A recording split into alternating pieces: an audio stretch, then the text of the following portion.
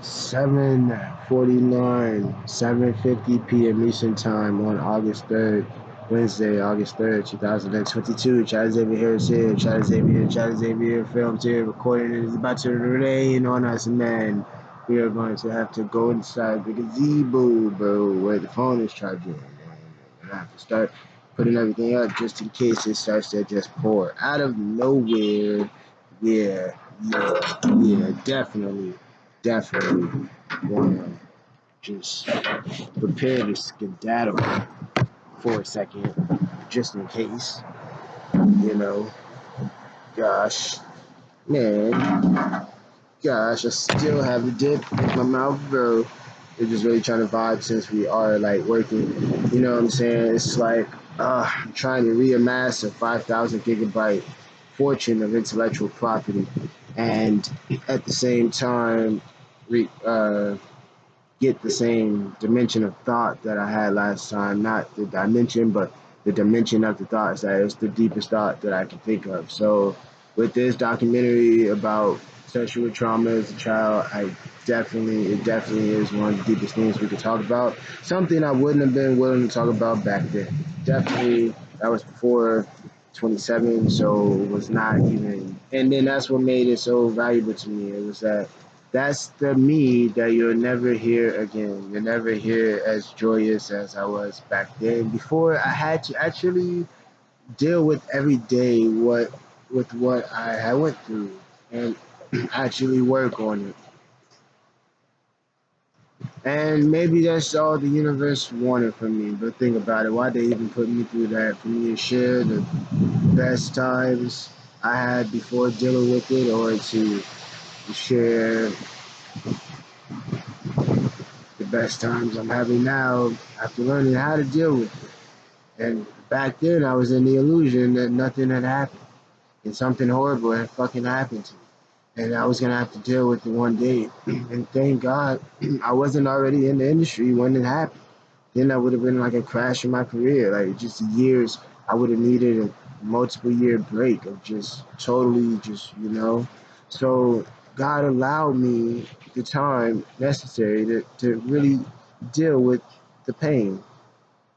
Thank God. And so many artists didn't have that time. Where it's like, yo, this your time now, bro. You got to deal with it, Richard Famous. I got to deal with it broken, man.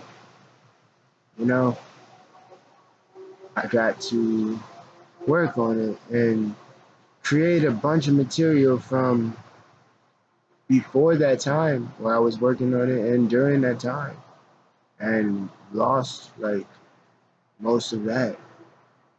And now I have to start over with this opportunity that I've been practicing for. But I know what I recorded, it was way more than practice, but the universe just wants to chalk it up as it was just practice, man. It's like, no.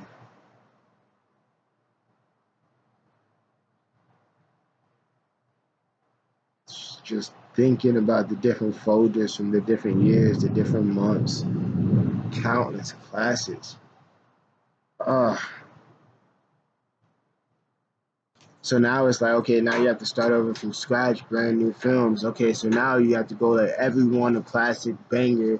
And then back then you had the luxury of having a 7 year period of creating material completely unknown. So there's no saturation of success. Nothing's getting to your head. The only thing that's getting to your head is the fact that everyone's starting to look at you like a failure. There's nothing's happened for you in writing. And they don't understand that it's like once your first book goes platinum, sells 1 million copies, 20 million copies, now you have 20 million eyes on you while you're writing book number two. Good luck with that one, buddy. I had that all sealed up, man. I was gonna be good for my entire career. I wouldn't have to make a new idea if I didn't want to. But the universe is like, why would you do that? Like, give the world new ideas as well. So anything I have old, we go back to and make something that would be new still. But for me, the idea it came from it's very old, and that's how filmmakers are, man. Chris Nolan was sitting on Inception for 10 years, man, before he really wrote it and made it and was able to, you know, film it after the Dark Knight trilogy. So, R.I.P. Heath Ledger, you know, and You know what I'm saying? So like we're showing you our mind. This is us. This is me. Us. Like my spirit inside. All of my properties. Me. All of the you know the dimensions of me. My spirit. My mind. Like this is me. And uh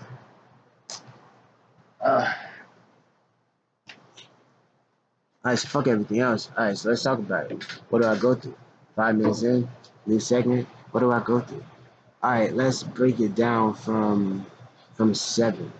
Seven, my parents divorced. Boom. So before the molestation really started, okay, so it was more so like starting this feeling of not being appreciated. And so like, your dad's not there, so you just feel totally not appreciated. You feel not wanted, not valued, and you're constantly missing him and his influence. And then you know, he helped inspire your love for cinema, or at least showed you your love for it by watching movies with you and finding out that you really loved him. And then you could write, and your mom was always promoting you, encouraging you to write. And then they would have you reading poems of other poets. And they had you do that one time on stage at a contest, and like you won the first time. And Justin, your brother Justin, had to stay up with you all those days and practice that poem with you and stuff. And that was your first time on stage at 7. You know, you're one of those guys. Like you first caught the bug at 7, saw it on stage, all the adults had him just, you know, looking at me. Just really like, you know what I'm saying? Like, this kid's gonna, like, one day be powerful on the stage. This kid's never gonna lose this power on the stage. This kid has real power on the stage, man. I, so from there, unappreciation, inappreciation, just not being, you're not feeling appreciated. I don't know the opposite word for appreciated. Feeling neglected, right? Feeling just so not cared for and just really imprinting how you felt about yourself. It really created the slope. So with or without the molestation, you would have always had that, always would have felt like just inadequate enough for the love of your parent that left, right? A natural equation in life, right? Who wouldn't fill that equation? And then the molestation comes in, and then it's like you had the time and the space and the vacancy of a parent around, an extra parent, and one parent. So now the other parent has to financially provide like two parents. So now they have to work as hard as they can, as much as they can, which my mom did, and that can't be blamed as creating a space in which I went through these horrible experiences. If I went through them, I was going to go through them no matter what happened, man. And I was going to get that emotion one way or the other. It's destiny, it's written, and that's just what it was, and it happened. And, you want details. You want details. You know, like 11 years old, like fucking sexual experience with an 18-year-old fucking guy. Like, what the fuck, right? 11, right? And then that's not even like the first one. Like, you just start to say from around 7 on, like, it starts off just like, it starts off like your cousins, like you suck your cousin's titty, right? Then from there it just goes to like whole other shit. Now it's like fucking strangers or some shit, some other thing, bro. Like, uh, and so you got the whole cousin thing from like for many years, and then that fucking 11-year-old experience, like what the fuck, and then that's the first time you smoked a cigarette, and that's why you smoked a cigarette. Like it's like shit like that was happening to you, so it's like you smoked a cigarette at 11, and then at 14, that's the year like you like fully like like lost your virginity and stuff. But because of what happened at 11, it was like all of that shit, that whole thing, like introduced you basically as a kid to homosexuality. So before you're even old enough to even know really what's going on, like, you know, you know. But I feel like even as a kid, like I knew it was wrong, so it's just like, why did I even let that happen? You know what I'm saying? And that's where the shame and the guilt comes from, blaming yourself. Like, you know, even as a kid, I felt like, you know, so why did I not stop? Why didn't I run? Like, why didn't I, why didn't I realize what was gonna happen to me? There's no way to. I was a kid, but uh, so what else? Yeah, make a hell of an actor. You see all of that? Do that on the film set, bro. But in between my lines, basically, that's my acting style. Everything I'm doing now, be spitting out lines in between, thinking about, you know, like knowing my lines, and then in the background, just having images and memories to get me to think, and then spit out a line. Just that's the main thing I have to work on. It's not the memorizing the lines. It's really the balancing the emotion I need to use for the lines themselves and for creating the internal monologue. Like just match an emotional memory with what the scene requires. Okay, it's not that bad. It's something that's not that bad. Let's try one that's really bad. And it's it might smack. It might smack. You know what I'm beautiful. I'm still beautiful, man. No matter what's happened to me, I still remained very, you know, boyish, charming on the inside. I have a real boyish charm. It's never left me, man. I'm just still just really fucking cool. I'm sorry, I'm so cool. But it gets rough being this cool. Real talk. It's not easy being this cheesy, man. It ain't easy. I'm sorry. I'm sorry. So, just like being goofy, those are like my moments because I'm always depressed, so I'm always down for a good laugh. Right? Right. You know what I'm saying? What you want me to say? Of course, I wish I was happier. You know what I'm saying? Like Troy said, like, you know, you don't even like, smile and laugh as much. I'm like, yeah, nigga, shit got real. Fuck you mean? Fuck is this problem? I don't smile as much. You know what I'm saying? Maybe you're just not that funny, Troy. Cheer me up then, nigga. What's your problem? Where your jokes at? Maybe I'm just going through something. Damn it, man. I was going through something. And then it's like, that's what I said at the very beginning. It's like, they don't care what you're going through. They don't care. They don't care. And that's okay. That's okay. As long as you care. You know what I'm saying? It's all good. I'm here for you. I care. I go through this. And I really get what's going on. So I'm gonna like tell you. It's like a game. It's called Guess Who's Depressed Today. You know what I'm saying? Guess who's depressed today? And like I'm gonna tell you what I go through. It's like, okay,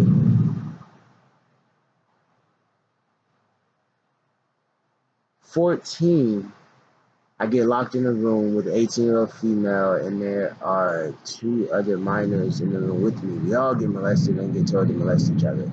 Boom. That is my fucking secret. That's what haunts me. Being locked in that room that day when that shit happened, that's what bothers me. Out of everything that I went through, like, okay, I was like 7 years old. I was 7 years old. And I went with my dad for the weekend. We went to church. And he had a female friend that lived in the neighborhood or something. And she had a daughter named Kathy. And so naturally, they're like, you all go play outside together. And it's like, this isn't going to end well. Like, I'd rather go watch Booty Call or something. Or just do something else. So, like, you know what I'm saying? Like, too young to be playing with girls. Real talk, like real talk, like raise my son. Like, you don't play with girls ever. You know, you leave them alone. Like, you know what I'm saying? Like real talk. Like, what is your problem? Like, you play with your own sex. like your own gender, you know? And, like, unless that girl was born a man, identified with a girl, even in that case, you know what I'm saying? You hang with people who identify with guys, and then it's over she identifies with a guy, and it's like, dude, is she really? Who is she? Tell you need help lifting this refrigerator since she identifies with being a guy. I need help lifting this washer and dryer. What you got on? Yeah. Identification gone. I'm the woman. That's what I was trying to tell you. But that's not my angle. Like I'm not trying to be a jerk here. I'm like just saying like we all love jerk chicken. You know what I'm saying? That's it right there, yeah. Oh yeah, I feel like I'm casting a spell on you right now. And maybe I am. There's a little gap in between my teeth right there, and that always made me just a little bit self-conscious. But I could play Chadwick Boseman because he had a gap that was bigger. The universe looking out for a player. Right? Maybe as an actor, I'm gonna be playing someone who has a gap in their mouth. I'm sorry. I'm so sorry. I'm so sorry to be here right now with you. I'm not sorry to be here with you right now because I'm actually all alone and you know where to be found. You don't exist, but you're there. We're in two different time periods. This is time travel. You're watching time travel. You're watching the past. Recorded for your very. I'm sorry. Listen, what do you want me to do? You want me to cry? I don't want to cry because I'm borderline headache. I'm not playing around with these emotions, borderline headache. I don't have time for this. I don't have the adora. No tingle adora. Adora no tingle. No tingle adora. I can't do the worm with my eyebrows. Who calls it the worm?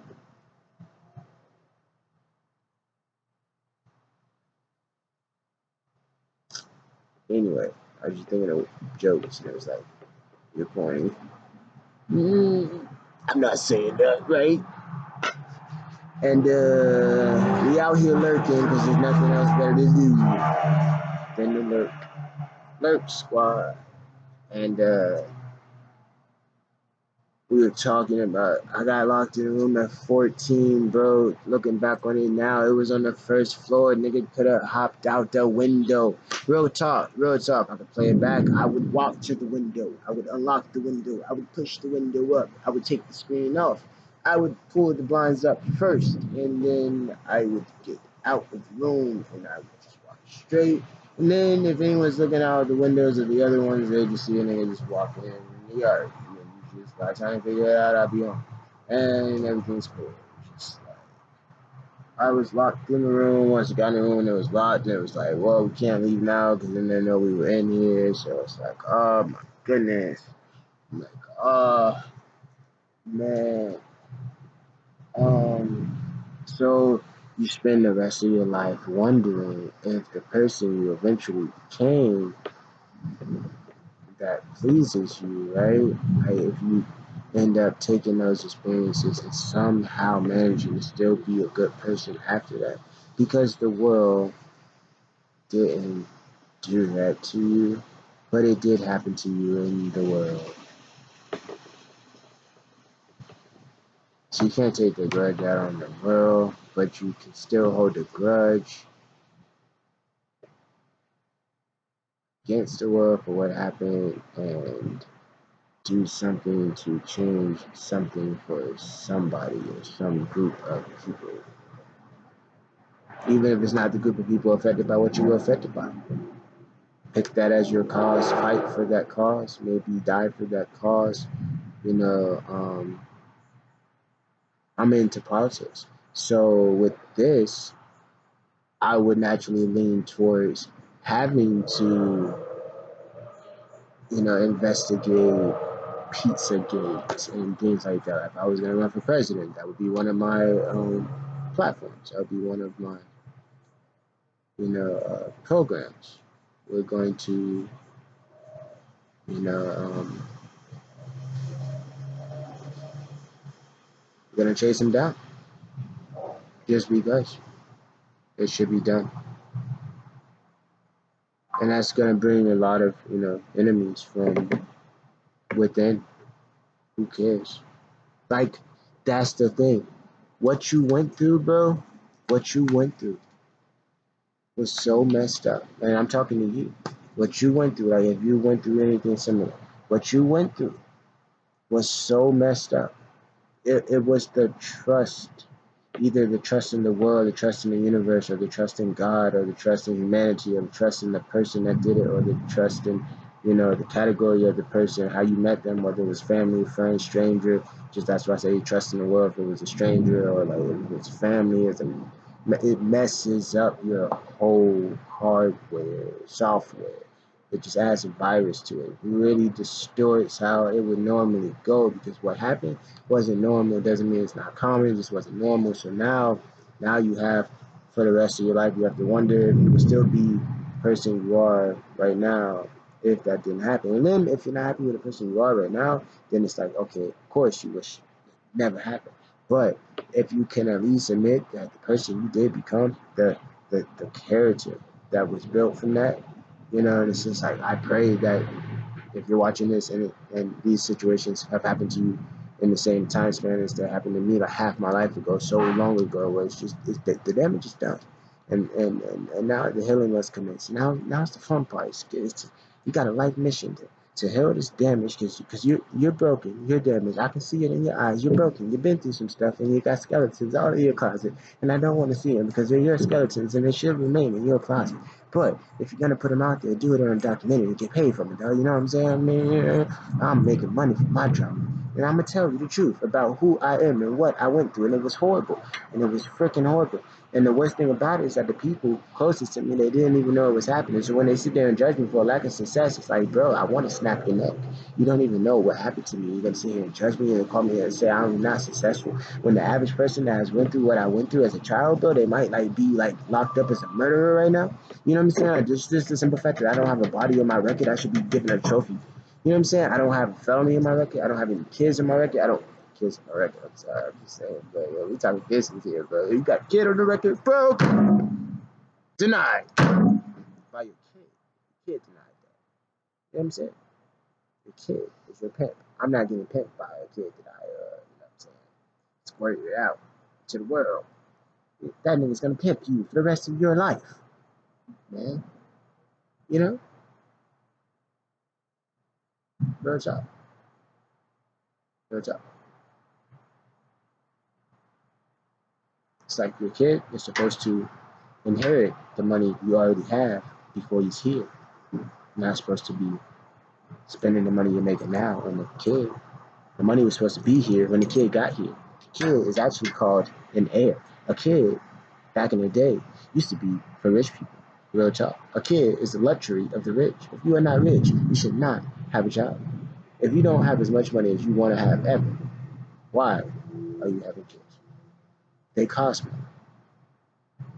That is an investment. That's going to take a very long time to bring back. But then he has a destiny. He or she has a destiny. When it's time for them to make it, it will happen. Until that time, you're going to be mad because your investment didn't come back.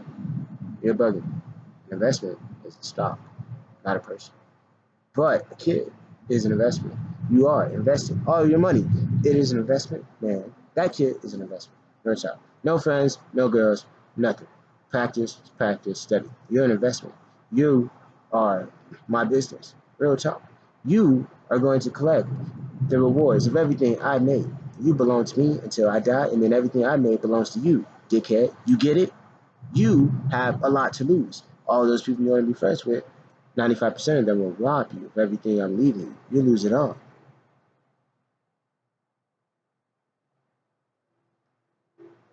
You know what I'm saying? Like, what do you think this is? You know what I'm saying? Like, you think they like you because you're you? Maybe a little. You're awesome. You were born a superstar. You don't need friends. You need business partners. You need employees. You need actors. Whatever your business is, you need business partners for those. Whatever your business is, you're going to need employees. Besides that, cut the debt. You know what I'm saying? Like, because if you want to be stupid, I just leave all my money to charity, and then you just make $1 billion with these friends you want to hang out with so bad. Because, you know what I'm saying? Like, you're always going to be top priority with them because you're my kid. You're freaking royalty in Hollywood, bro, in Wall Street. Royalty. You're royalty in so many circles. You're royalty, like, in politics. Like, they expect so many great things out of you just because you come